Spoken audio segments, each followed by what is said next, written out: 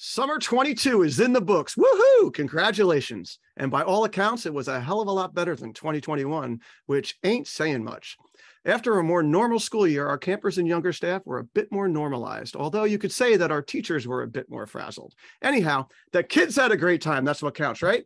And we're going to talk about some of the lessons learned this past summer with our special guest, Sam Borek from Woodmont Day Camp in New City, New York. This is the Day Camp Pod.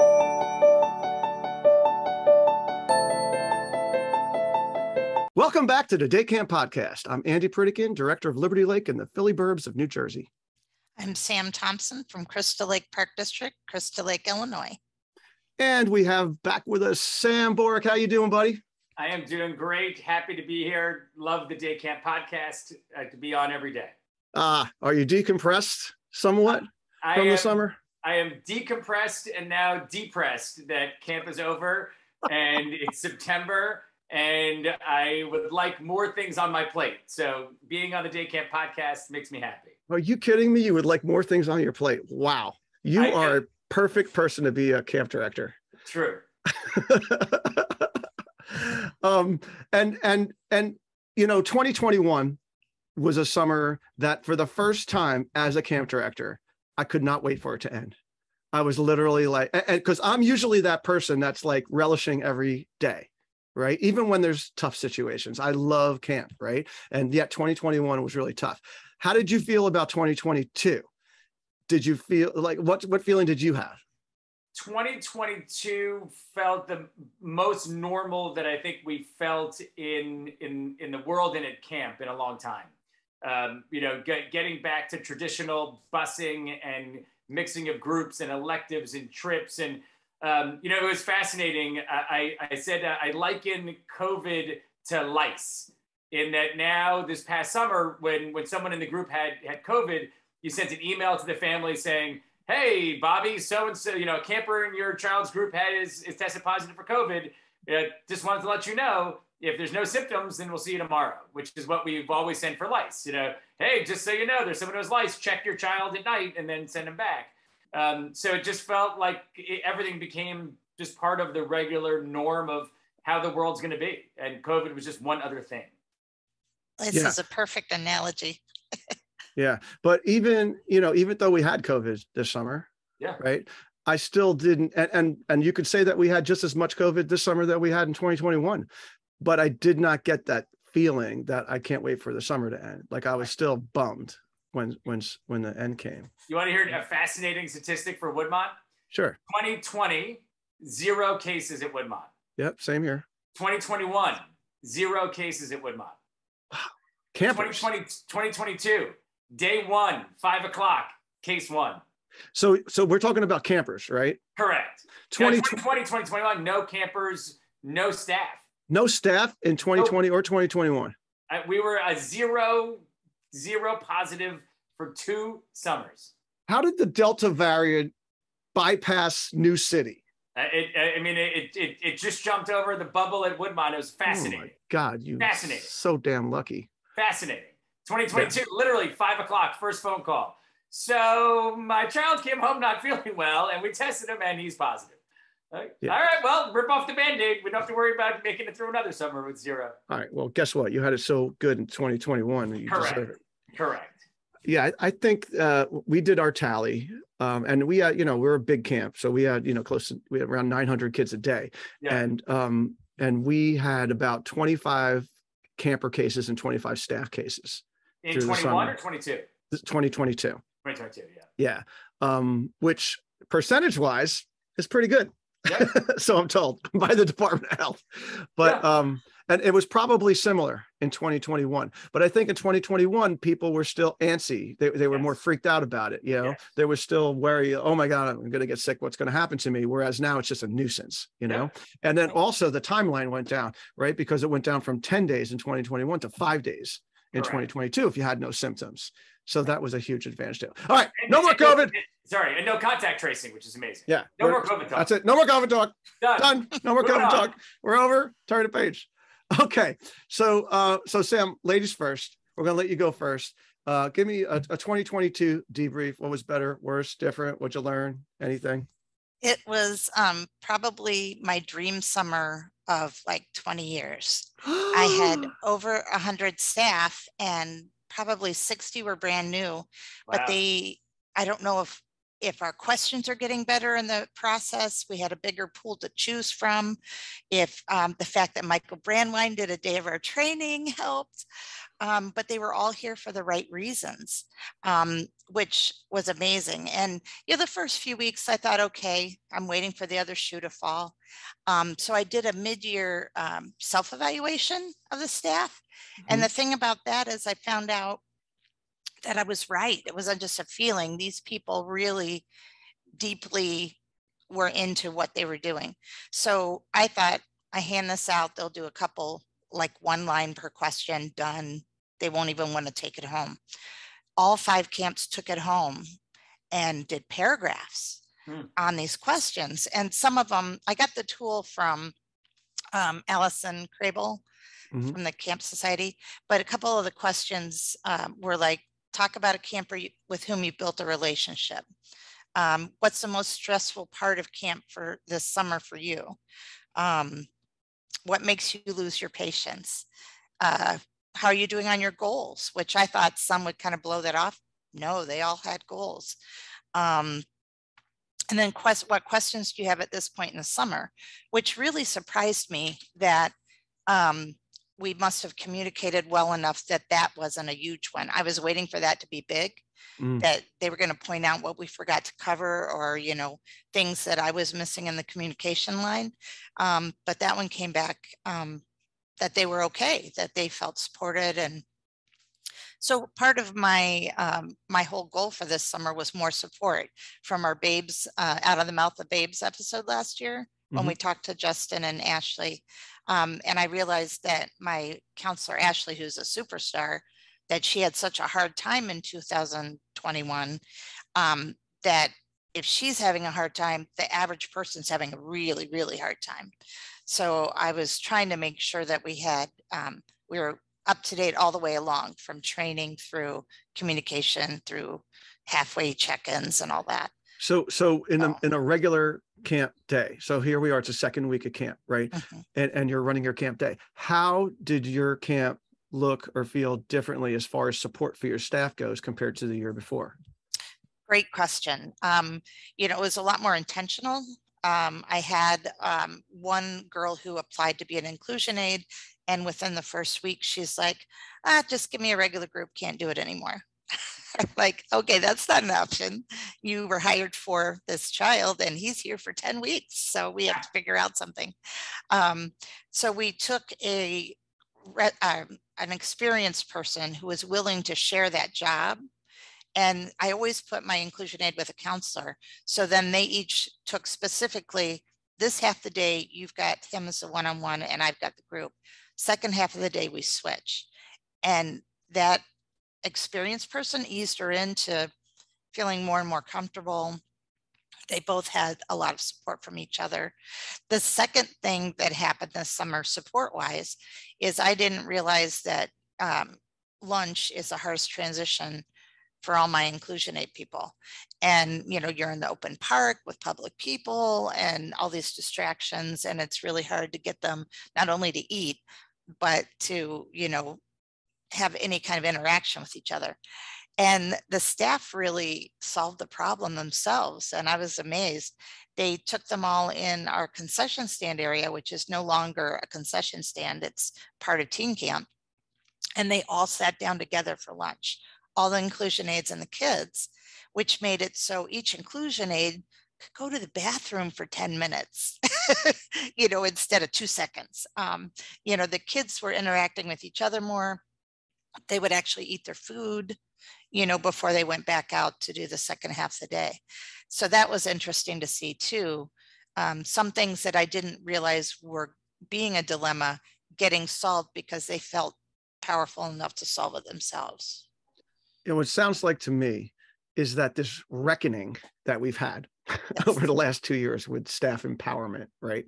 Yeah. I think what it's done, if you want to frame it positively, right, is that it's given us a lot more empathy towards them, right? Yes. And sympathy.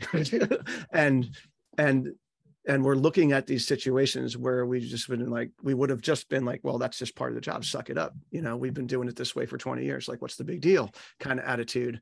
And now we're like, okay, this is the thing. Like, because we don't want them to quit. Right. Right. I mean, ultimately. Yes. And the inclusion, I have a huge inclusion program too.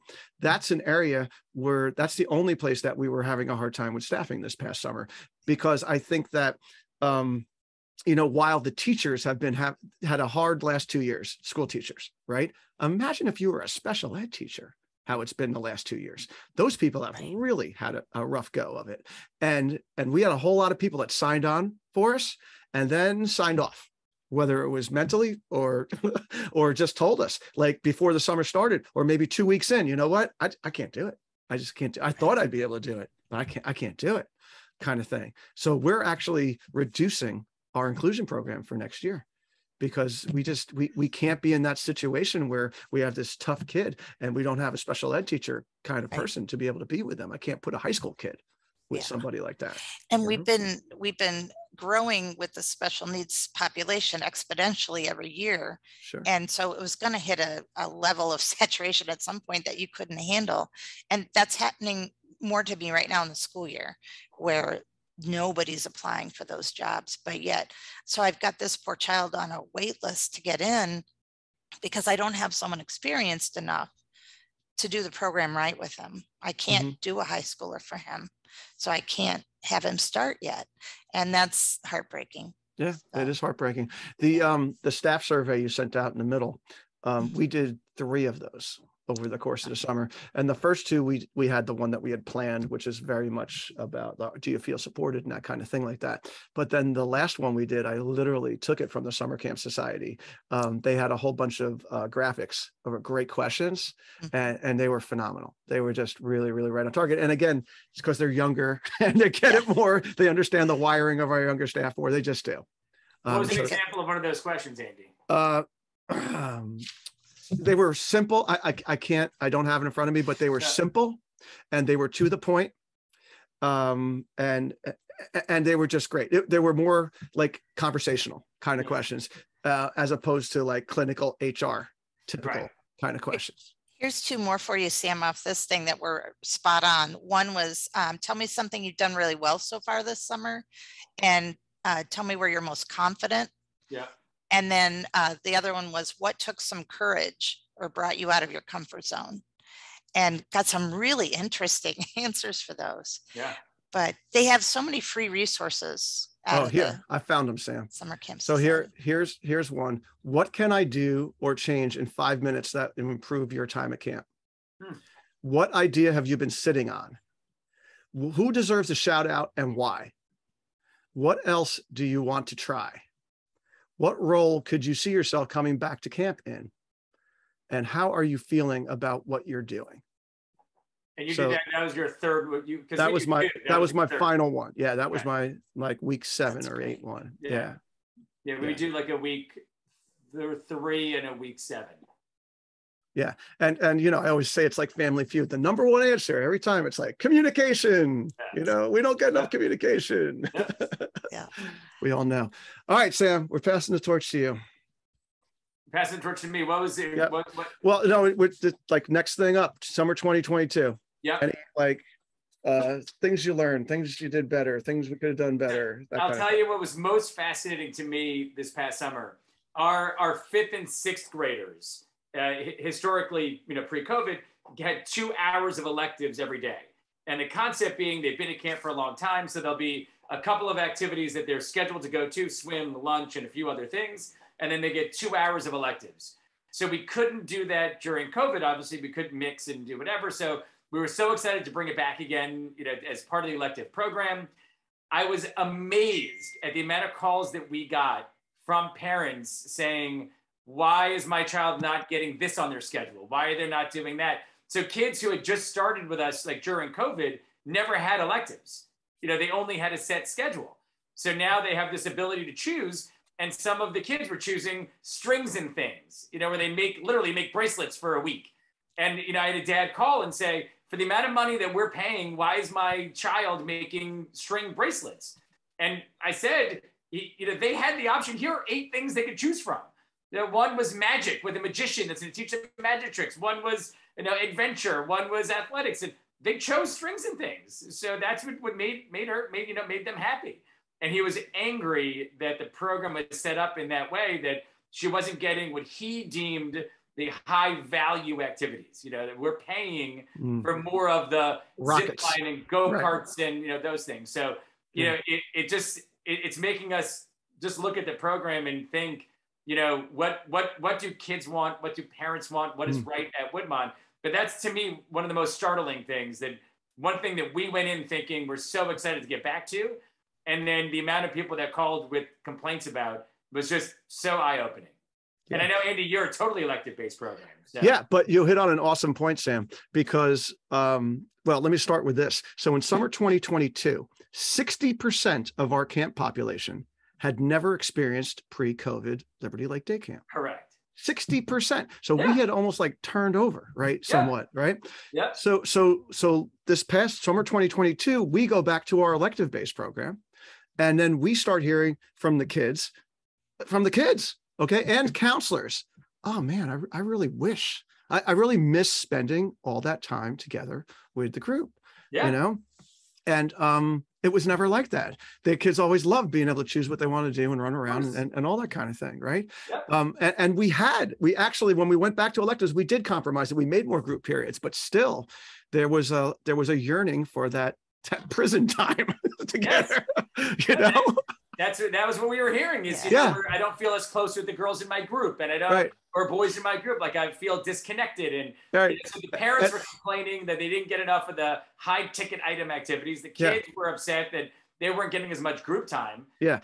And the young ones had a hard time making decisions because they hadn't had to. Yeah. Right. And I remember, going back to what you just said, Sam, I remember one of my most vivid memories of summer 2020, like the buses first came in and we're all freaking out, the masks, the this, the that, right? And I'm walking around and I get to arts and crafts and I see a group of 7th grade boys making bracelets.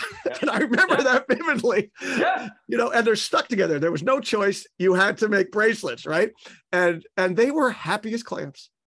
This strings and things activity, Andy and Sam, we have, at any given time when you can choose, let's say there's 100 kids in an age group, 25 would choose strings and things. And they're sitting there for 45 minutes, boys, girls, everybody, just making lanyard and beading things. I'm like, this is amazing. These kids couldn't be any happier. We were going through thousands of beads, constantly reordering, but the kids were thrilled. And the parents, unfortunately, in some of those ways were like, why is my kid wasting his time? And we're like, you know what? They couldn't be happier. Do you think they'd be happier on a zip line? They look pretty happy to me. I mean, that's why adult coloring came back. It's one of those activities where you can sit and do it in front of TV and it's soothing, and the bracelet making I'm talking about. And it's the only time that 7th grade boys can wear bracelets and still be cool because they're the string ones, they're the camp ones. Yeah. In regards to what you said about the high ticket items versus the low ticket items, thing like that, I think that's very interesting. So we have an elective program with 60 offerings at a time. And yet, what are the biggest, most popular things? Gaga, Foursquare, wall ball, right? And then like the old school things like boating, fishing, stuff like that. So it's not like those really expensive things are the big draw. There is no doubt that camp is a step back in time, and kids want to do those things that the 3 of us did when we were kids, when we didn't go to camp and we would just go outside and play. Right. They don't get that opportunity. They don't really get recess in schools, right? Sam, how much recess do your kids get in school? Like 20 minutes if it's not too hot or it's not too cold out, right? So, to get that opportunity, we have found that big time at Liberty Lake also. Yeah. Very interesting. All right. So well, actually, I'm going to leave you hanging. I got a really, really interesting one coming, but what I'm going to do is first talk about my friends at CRS, Commercial Recreation Specialists, who are the long time. So Sam, is this our 4th year of the day camp? It is, right? 4th season. So this is the 4th season that these guys have shelled out the big bucks to keep us rolling here. All right. So thank you, Rich Wills and the rest of the crew in New Jersey and where are they, like Montana, Wisconsin. They're out in Wisconsin. So these guys are at every conference. They support the camp industry just as much as anybody else. And we are so thankful to have them as a sponsor. So yeah, the fine purveyors of the best recreation solutions to keep camp going strong, right? And their website is crs4rec.com. So they've got a thing that I wanted to tell you about, a jumping mat. Right. I think they call it, they got a funky name for it. Where is this thing? Inflatable. It's a jumping pad that gets laid out. It's pretty big. It looks like it's like 30 by 40 or something like that. And it inflates and the kids jump on it. Right. And it just stays there inflated the whole summer. The Kangaroo Jumper. That's what it's called. If you're allowed to have one of these things in your state, which most are, it's a very, very cool thing. It brings hours of entertainment, huge air-filled bouncy pillow, offering interactive fun for kids of all ages, right? You could have multiple jumpers at once. You could have 20, 30 kids out there maybe, right? High volume, low pressure technology means jumpers stay safe. There's no catapult effect, right? It's made with durable, superior quality PVC material and welded seams. Check out the Kangaroo Jumper at crs4rec.com. That is all for now. All right. So my thing, all right, is sort of funny because one of the things we learned in 2021 is that at Liberty Lake, with the expanded capacity that we've gotten since COVID, is that when the bathrooms go out, we're in big trouble here. So we needed to have more bathroom capacity, and particularly for the staff, because if we have, between 200 and 300 staff a day, that's a lot of staff using the bathrooms too. And so we came up with all these solutions and we wanted to do all these projects during the year, but in 2021, you couldn't get a contractor, you couldn't get engineers to do work, like everything was behind, right? So we ended up almost as a desperation move. We brought in a trailer, like a bathroom trailer that, on the girls. So there was a girls and a boy. So the girls had, let's say 3 or 4 stalls. And then the boys had a couple of urinals and a couple of stalls, right? Air conditioned, by the way. And at Liberty Lake, there is no air conditioning. It's all outdoors. That's a big deal, right? So it was air conditioned and you walked into this thing and you were like in a restaurant bathroom. It's beautiful. Yeah. Yeah. Yeah. And man, did that change the tenor of staff going to the bathroom, which, by the way, is just one of those things that you just don't think about. That falls into what you were talking about earlier, Sam, where it's just like, well, we've done this for 20 years, so who the hell cares? Well, we have that grimy thing in the back. Just use that and shut up and go to the bathroom, right? Giving them this like Hollywood style bathroom, right? It made them so happy. And they were just like so psyched to go to the bathroom. Whereas in the past, it was like, oh no, I need to use that bathroom, right? And it cost like $6,000, okay, for 8 weeks.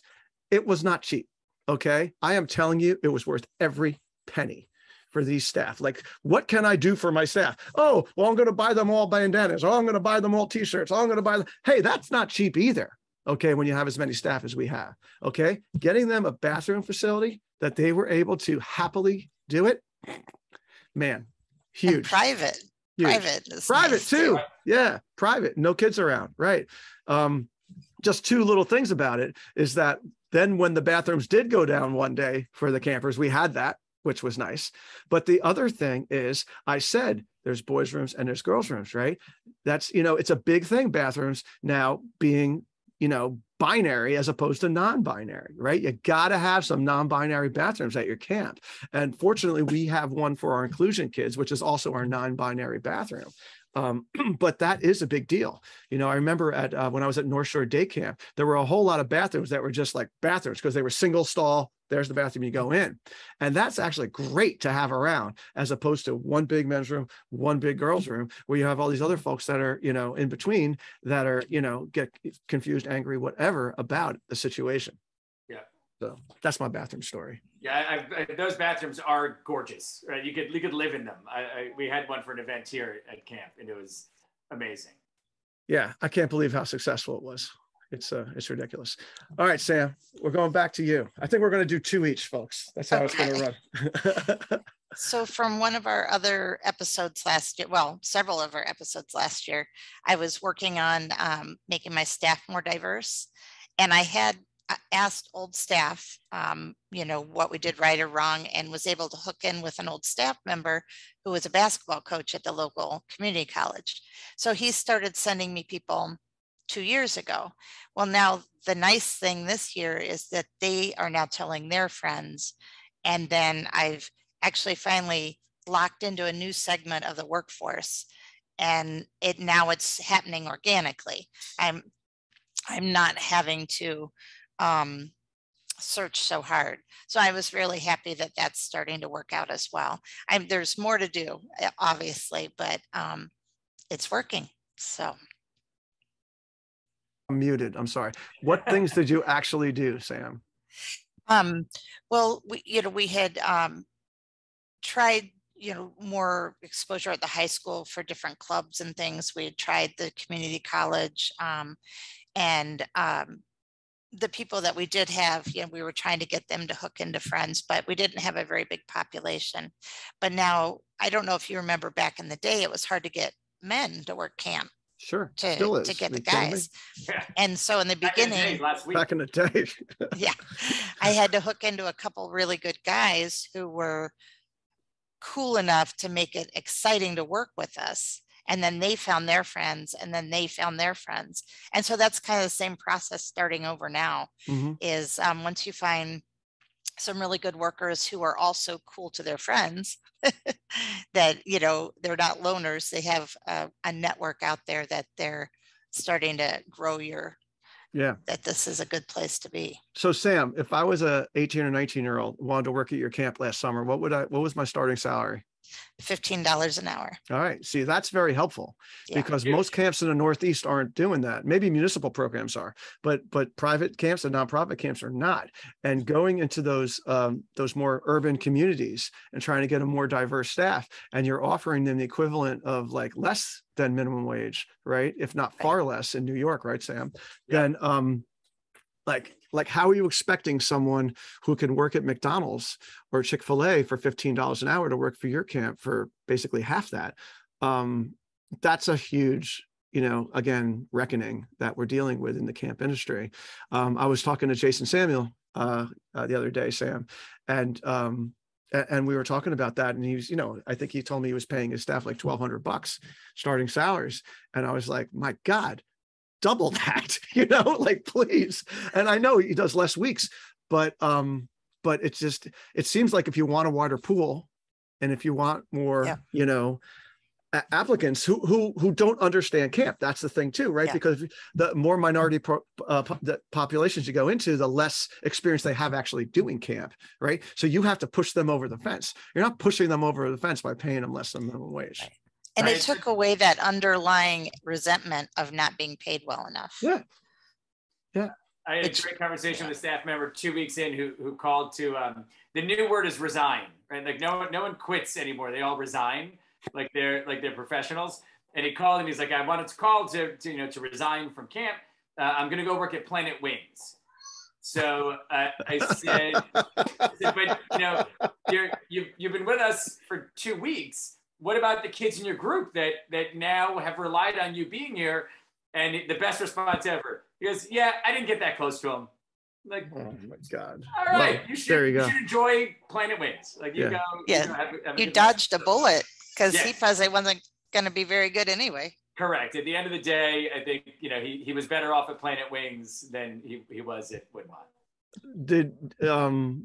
Yeah, I mean, we definitely raised our rates a lot of what we pay people, but money is such a factor now, considering what other places are paying, right? When you walk around and there's lawn signs all over the place, $18 an hour, $20 an hour, make your own hours, all that kind of stuff. It makes it tough. Jason had a great story for me how he got hijacked by 3 of his administrators who were his more highly paid people, and they basically said to him, we need to be incentivized more if you want us to stay. Midsummer conversation. Incentivized financially? Yeah. Huh. Yeah. Like what you're paying me now is not doing it, basically. Midsummer. Yeah. What did he do? He let him go. which I very much respect, because these were longtime people. They were taking advantage of a moment, or thought they were. Yep, because he was new, and they were going to say, "Fine, if you need us." But he's a new director at a camp, right? He's changing a culture, and addition by subtraction. You gotta look at it that kind of thing. No, I respect the decision, and that's the right answer, right? The answer is we've agreed to a salary. If you want to talk about it next summer, we will in September. These were not high school kids getting paid $500. Correct. These were adults. Yeah. Getting paid well above minimum wage and such. Right. Yeah. Yeah. It's interesting. All right, Sam. You got another thing? I think something that we saw as a huge improvement over the last couple of years, and Andy, I think you lived this at Liberty Lake, is eating outside. So at Woodmont, historically, everyone would eat in our dining hall. And we changed that during COVID, and we'll never go back. Our youngest, our 3 and 4 year olds eat inside because it's just easier, and they can't carry, the food is served inside and take a tray and they eat outside. So it's just too much for their abilities to do that. But we now serve food in the dining hall and eat in our picnic grove. We've created 2 different areas. We bought umbrellas and bases, and there's shade everywhere. We put water and things on the table.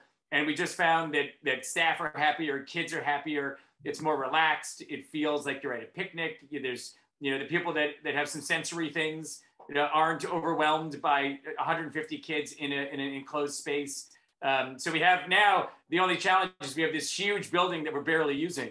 So we're trying to think about how to repurpose it. It's gigantic, and we're using like a quarter of it. So we're going to think about maybe taking down some walls and opening it up. But it's a tremendous. I think in the industry, Andy, you and I have used this term, the happy accidents of yes. COVID or anything else that goes on. So that was totally a happy accident. We never would have considered it, and now that we've done it, we won't go back. That's funny. First of all, happy accidents is a phrase I use a lot. It came from me as a jazz musician.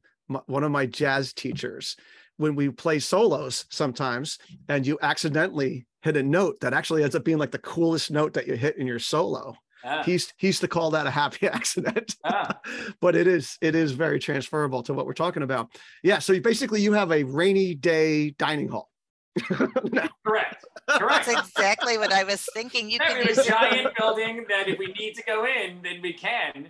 It's so funny. It's unbelievable. And when I do tours, I don't even go in the dining hall anymore. That used to be like a big piece of the tour. We'd go in, I'd show them food served. Now we stop in front and I say, so we serve in there, but we all eat out here, and everyone's happy, and parents get it, and this is what's happening in society, right? This is societal. So I live in between Philadelphia and New York City, so I go to both cities regularly, right? And I'm not saying COVID is over. I promised I wasn't going to talk about COVID, but my point is that people are still eating out on the streets way more. Okay, they have not put aside those like little structures that they created. They're taking up parking spots. They're keeping them out there for now. And it's not just because of safety, it's because people want to eat outside more. They just do. And when you were telling me that story, Sam, what I was thinking about? I was thinking about the resident camp conference tour. We went up to Camp Laurel, and Keith had built that gorgeous brand new thing, and then he was like, yeah, we're eating out here on the pavers, because the kids want to eat outside. This literally $1 million building. Right, air conditioned and all, and then now they've built these outdoor pavilions that are open air, and that's where they eat. Pavilions. I think it was a tent. I think it was literally a tent. Right. The resident it was a tent. It was a tent. Right. Yeah. Right. Because that's what people want. Right. And this goes to, before we started, Sam was asking me about grown-up camp that we ran at my camp. Right. So I ran this grown-up camp. It was hugely successful. I did a Renaissance fair in the spring. We had 4,000 people a day for 4 days. Right. Crazy numbers. And this is what's going on all around the country at fairs and festivals. Yeah. Why? Because after a year and a half, 2 years of compromised living, of people being trapped in their houses and living in fear, people want to be outside. And that's 5-year-old kids, and that's 50-year-old adults, and everything, right? It's just the thing. So we need to take advantage of that and let the kids breathe. Yeah, most of our CapEx is going towards building covers to keep kids outside. Where we have a beautiful cooking area. We just built a roof over the patio to be able to be outside to expand those abilities. And I think what we've all learned is it's just better to be outside. right? In general. I never have to eat in a restaurant again. I could eat outside for the rest of my life. Well, in all seriousness, they have those heating lamps for the winter. Fantastic. You know? Yeah, phenomenal. All right. So before I get to my last one, I have to tell you about Camptivities, ladies and gentlemen. Camptivities, you heard about it? Yeah. I mean, they are back as sponsors again because scheduling is hard. We know that, right? And especially in this day and age where we're like, there's electives and there's non-elective periods and there's rainy day and all that kind of stuff. Scheduling affects every camper and staff summer, and it's time to make it easier. Let Camptivities help you create a balanced and engaging schedule without the mistakes and without those long days and long nights. I remember when I first got into camping, I worked at North Shore Day Camp, and we would literally be up until like 1 or 2 in the morning doing scheduling. Yeah. And let me tell you, there's still people doing it like that out there. So I know it's 2022, folks. Okay, time to consider Camptivities because it's for all day camps, right? Whether it's a small program, big program, auto scheduling, camper and group scheduling, elective scheduling, manual adjustments, tons of customized settings, and so much more. So if you're looking for a better way to schedule this summer, go to camptivities.com and set up a time to chat. All right. Tell them that the Day Camp Pod sent you. All right. Get away, get out of your desk and get outside into camp. Like Sam says, outside is good. All right. So don't wait for the new year. Start the onboarding process now when you have time. Camptivities.com. We are very proud users of Camptivities. It changed our program director's life. She would not go back. So give me one good reason, like one thing that Camptivities does that you guys couldn't do in the past. The amount of hours, you were describing North Shore. We had in our conference room every physical place in camp and then every group. And someone would say basketball, and you'd go write 1 BA in basketball at 9:30. It took two people tens of hours to do it. Now you pop it, you spend the time in Camptivities, you do the setup, you pop it in, and it just sets the schedule. And then you go and you make tweaks. But it is a tremendous time saver. And what we have at camp, what the need is, especially when it's busy, is more time. So to be able to save all of those hours is unbelievable. It's awesome. That's awesome. All right. So my last thing that I wanted to mention is that we did a whole lot of podcasts the last couple of years about diversity and such. And Sam was talking about hiring more diversely. We were talking also last year about all the issues we had in 2021, the conflicts that happened, right? And we had our friend Kevin from Camp Kukpugami, right? Wasn't that Sam? Who came in, who was really, really eloquent in how he talked about doing it at his place. And then we had Lance and Shaniqua and other folk. Chris Hudson, right, has become a friend of the pod now. And I worked with Chris Hudson throughout the off season on Liberty Lake. And we fortunately had a great young lady. She's a sophomore right now at University of Richmond in Virginia, and she's majoring in this stuff. And she's just a phenomenal superstar in her own right. And we worked on a plan for Liberty Lake that involved our leadership training, our first leadership training we had back in like March. And then it sort of just worked its way into camp. And we took a lot of the advice that Lance and Shaniqua had given us about creating a group, right? So we created a group. Justin helped named it, Justin Pritikin. He called it the Idea Group. So it was inclusion, diversity, equity, and action. And this group formed and met on a regular basis and came up with lots of great ideas and we integrated some of their ideas into our spirit events and into our daily stuff and came up with some projects for kids to do. Also, we made a really cool project in which every single kid wrote on a Post-it note what makes them special and different. And all different colors for each division. And then they made a big light bulb because that was their sort of symbol, the ideas thing. And it just became part of the social fabric of camp. And then if and when something went amiss, which is inevitable, someone's going to say something stupid and insensitive, right?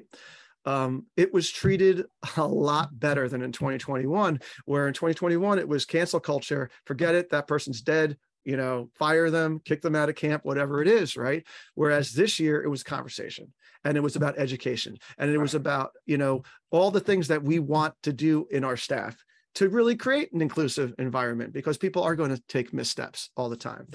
And this young lady that we'll have on the podcast at some point, Sam, Alexis. She wrote like a dissertation after the summer where she gave me her thoughts about like everything that sort of went wrong last summer and where we could make it better. And I had her take that and work a little with Chris Hudson in creating a staff guidebook on that, where we talked about things like microaggressions and such like that, and just real relevant things. And that became part of our staff training as well, and some sessions that she led. And we also did have Chris come to camp too. He is quite a rock star. Anyway, it was great because in being intentional and showing that we cared and putting our money where our mouth was, and not just like talking about it during training and walking away from it, we did create a better culture and climate at Liberty Lake this summer, I am proud to say. And, you talk about having a diverse staff. We do have a relatively diverse staff. That does not solve any issues as far as conflicts. That actually creates more conflicts, which is fine because it's a part of life and that's just how we deal with it. What we have to deal with it, and we got to deal with it well and respectfully, right? And one of the little quotes that Chris said in one of our trainings that we used over and over is that when the inevitable mistake happens, instead of calling somebody out on it, right? Call them in and talk to them and tell them how it felt and the implications of what they did, because it's probably unintended, right? And give them a chance to apologize and to make up for it. And Andy, can you give that Justin's acronym again for the group? IDEA. It was inclusion, diversity, equity, and action, right? Because the action is really great because, again, these are things that we talk about a lot and then rarely do we do anything about it, right? It's sort of like those camps that they come up with their pillars of whatever, pillars of grandeur, and they just get put up on signs and nobody really deals with it, right? It's the same thing. You want action to happen. You want your ideas to actually be executed. That's so wonderful. So I will put my IDEA staff handbook up on our show notes. Haven't said that in a while. Yeah. And that is what we got for today, folks. So any last closing thoughts?